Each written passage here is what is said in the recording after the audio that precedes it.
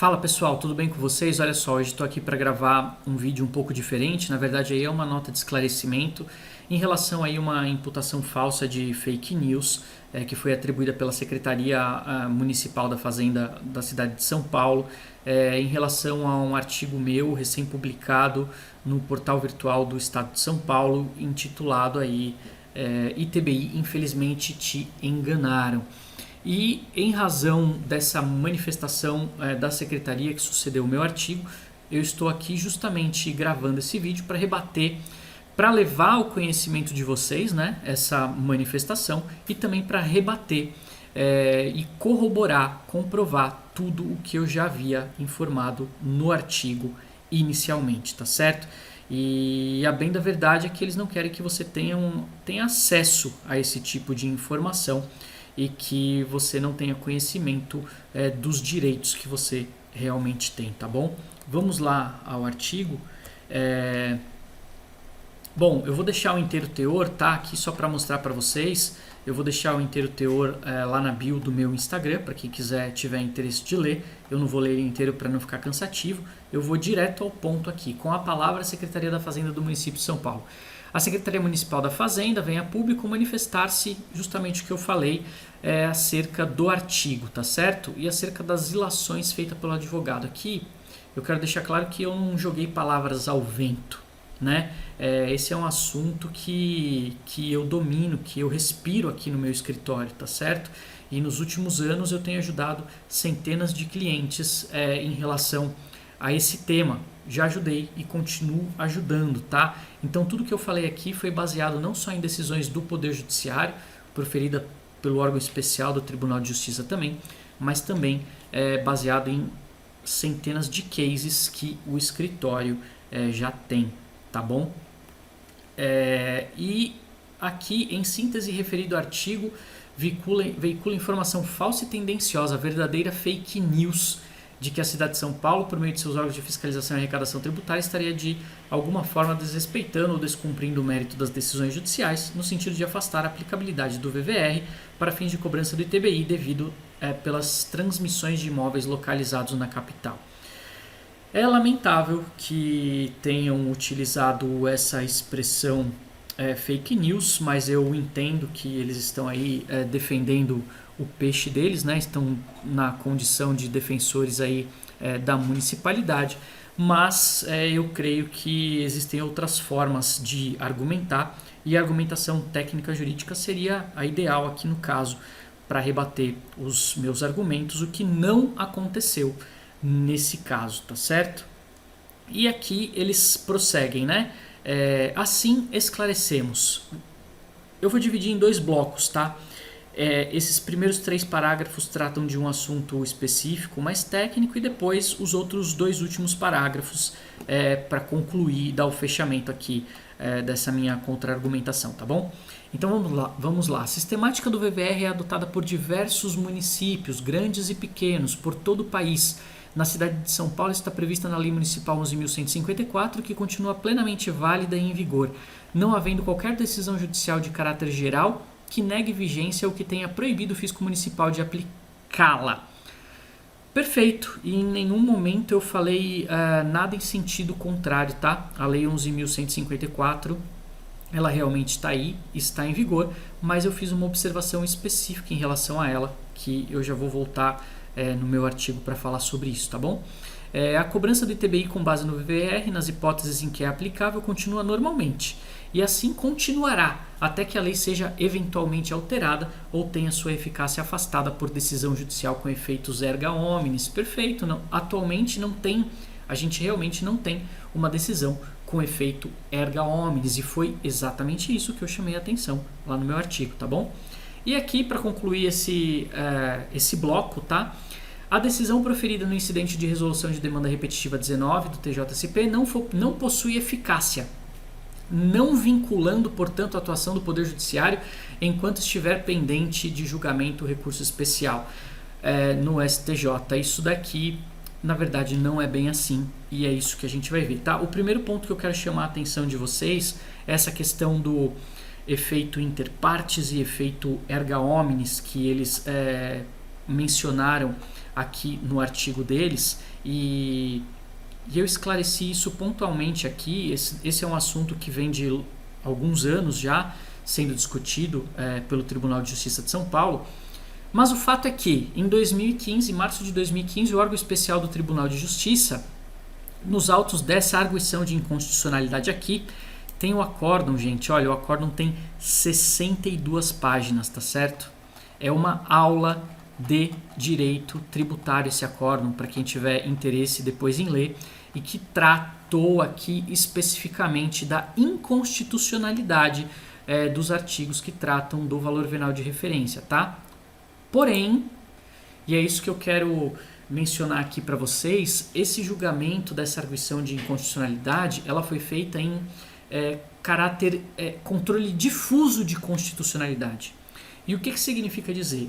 Controle difuso de constitucionalidade significa dizer que ela tem validade entre as partes que estão vinculadas àquele processo, tá certo?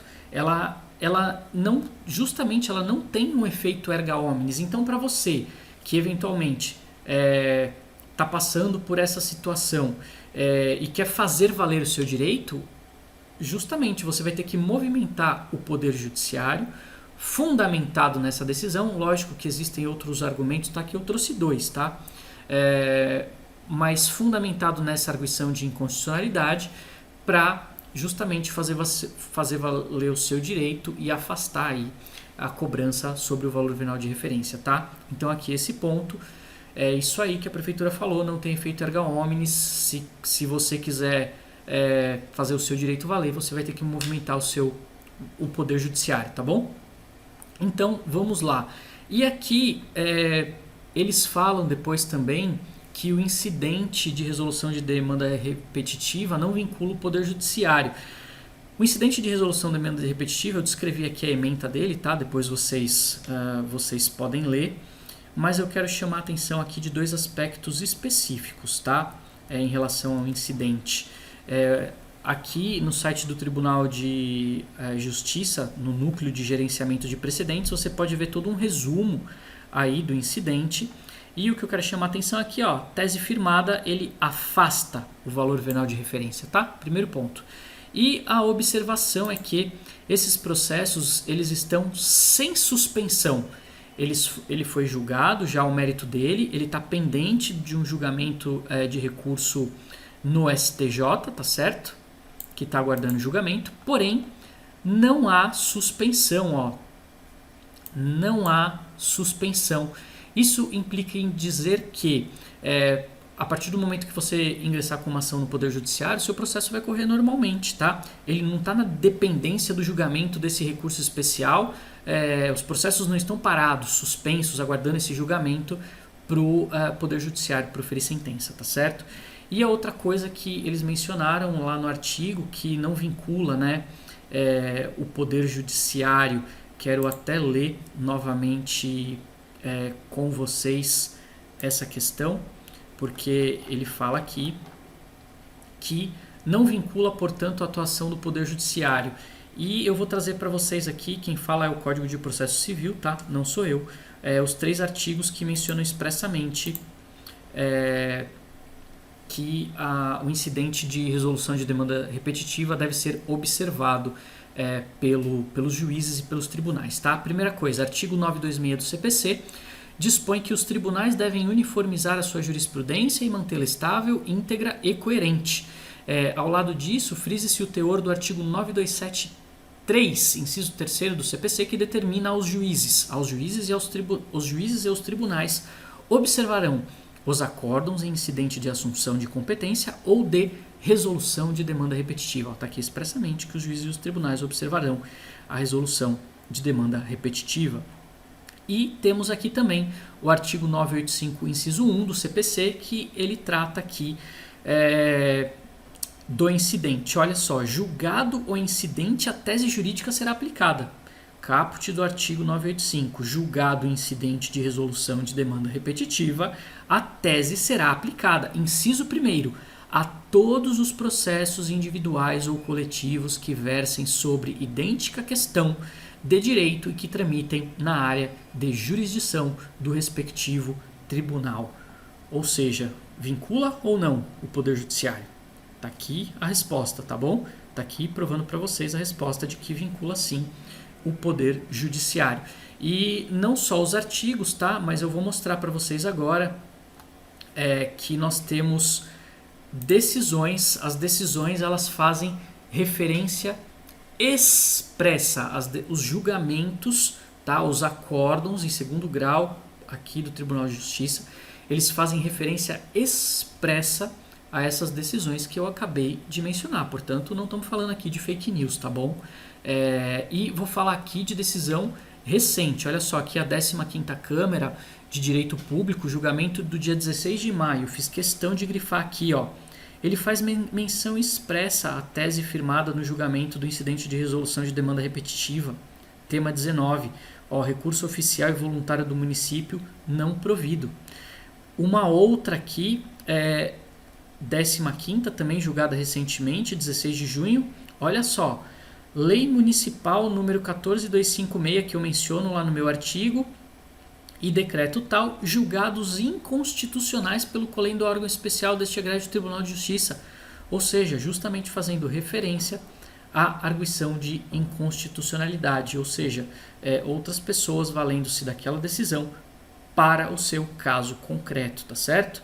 E nós temos aqui também uma última decisão aqui da 18ª Câmara de Direito, que olha só o que ela fala. A decisão em questão deve ser mantida, ou seja, a sentença, né, que afastou o valor venal de referência diante da ausência de juridicidade. A ausência de juridicidade da utilização pela municipalidade paulistana do chamado valor venal de referência. Inconstitucionalidade das normas que permitem a estimativa prévia e unilateral do valor venal, reconhecida pelo órgão especial deste tribunal. Olha aqui as câmaras fazendo referência expressa às decisões que eu menciono lá no meu artigo, tá certo? Justamente para provar que não estamos diante de fake news. Isso daqui acontece na prática de quem atua nessa área aqui no dia a dia, tá bom? Então, olha, poderia colocar aqui dezenas, centenas de decisões que referendam essas decisões, tá certo? Mas me limitei aqui a apenas 3 para a gente não se delongar em relação a esse assunto, tá? Então, fechamos aí o primeiro bloco de argumentação e eu quero passar para vocês aos 2 últimos pontos aqui da decisão, tá? O contribuinte do ITBI que deixar de recolher o imposto ou recolhê-lo a menor, quando este for calculado com base no VVR, comete ilícito tributário nos termos da legislação municipal e poderá sofrer imposição de multas, protestos, inscrições no CADIM e até mesmo sofrer execução fiscal em juízo para a cobrança do valor devido, além de não conseguir efetuar o registro de sua transmissão imobiliária no respectivo cartório de registro de imóveis. Veja bem, aqui nem é possível você recolher sem autorização judicial, tá?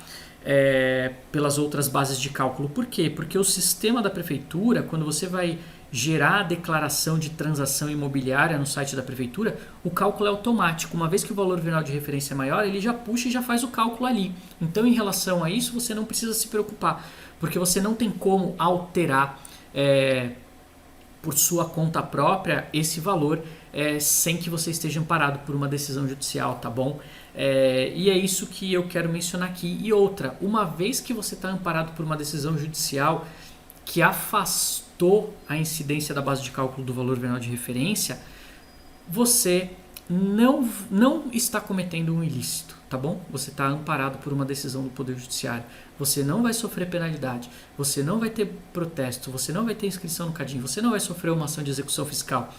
Na verdade, o que é importante deixar claro aqui, tá? Para a gente contextualizar. Vamos contextualizar o que eu falei. É importante sempre você conversar com um profissional da área em relação a esse assunto, para que ele te dê um norte em relação ao começo, ao meio e ao fim desse processo, tá certo? Eu tenho essa visão hoje porque eu tenho atuação ativa em relação a esse assunto, coisa que muitos outros colegas também têm, tá certo? E que podem te auxiliar aí no seu caso e para que você tenha um respaldo e não sofra nenhuma dessas situações aqui que o município está colocando, desde que você esteja amparado por uma decisão judicial, fechou? E aqui, paulistanos, não se deixem levar. O melhor remédio para evitar conflitos de sabores e gastos desnecessários para você ou para sua empresa é sempre seguir as leis do seu município, do seu estado e do Brasil. Bom, eu acho que não é se deixe levar, tá certo? Não é deixe a vida me levar, não. Você realmente tem que ser uma pessoa questionadora, você tem que ir atrás dos porquês, mesmo porque eu lá atrás caí nessa situação. Eu paguei imposto a mais indevidamente sem saber e fiz a minha parte aí para recuperar o que foi pago a mais indevidamente de volta, tá certo? E o fato é que não só você contribuinte, mas uma vez que você está tendo seu direito lesado, seja aí na esfera do direito do consumidor, do direito bancário, do direito do trabalho, você tem que fazer valer os seus direitos e você não tem que se deixar levar pelas arbitrariedades e pelo abuso de poder cometido aí pelo ente público, tá certo? Assim, eu vou seguir aqui fazendo o meu trabalho de informar e contribuir com outras pessoas, né, em relação a esse assunto, como já contribuí, e seguir aqui no meu papel de informar, né? E eu quero finalizar aqui fazendo um agradecimento à Secretaria Municipal de Finanças por ter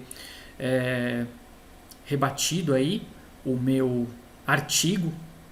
Isso com certeza me enaltece aqui e eu quero, e certamente isso vai contribuir para uma maior visibilidade aí que esse tema realmente merece, né? A despertar o interesse aí de outros contribuintes em relação a esse assunto. Então, mais uma vez, eu agradeço imensamente aí aos nobres colegas defensores da municipalidade, com todo o devido respeito, tá? E, enfim, para concluir mesmo agora, você que é advogado, advogada e que alguma vez já contribuiu aí com o seu cliente em relação a esse assunto, o seu cliente já teve resultados em relação a esse tema, ou você contribuinte que já contratou assessoria em relação a esse assunto, eu quero que você deixe aqui o seu like, o seu comentário, que você compartilhe isso para quem você acha que pode precisar dessa informação, tá bom? Era isso que eu tinha para falar. Grande abraço e até o próximo vídeo.